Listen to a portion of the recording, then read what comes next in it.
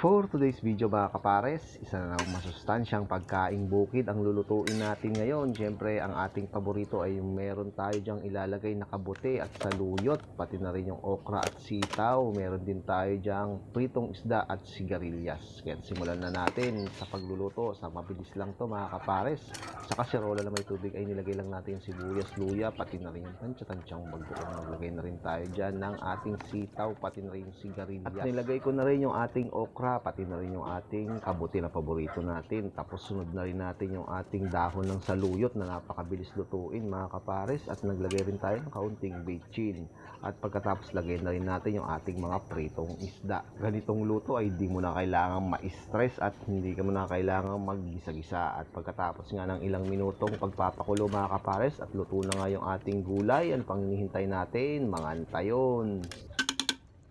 At balik na naman tayo sa mga kapares, sa mga gulay-gulay na ganito. Baka hindi nyo pa nasusubukan. Sinamahan natin ng isda. Yan. Yan. Paboritong ano natin. Oh my goodness. Kain. Yan po.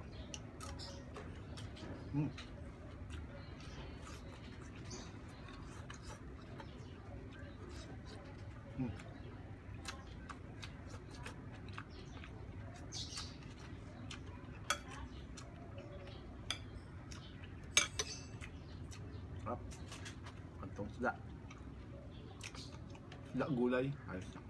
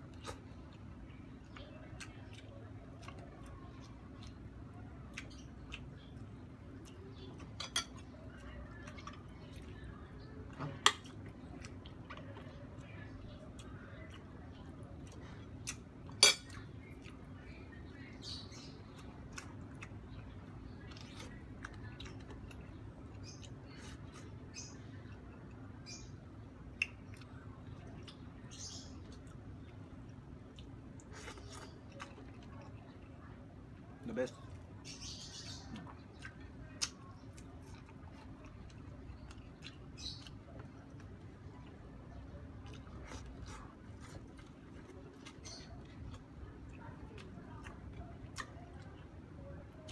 At natuto tayong kumain ng gulay.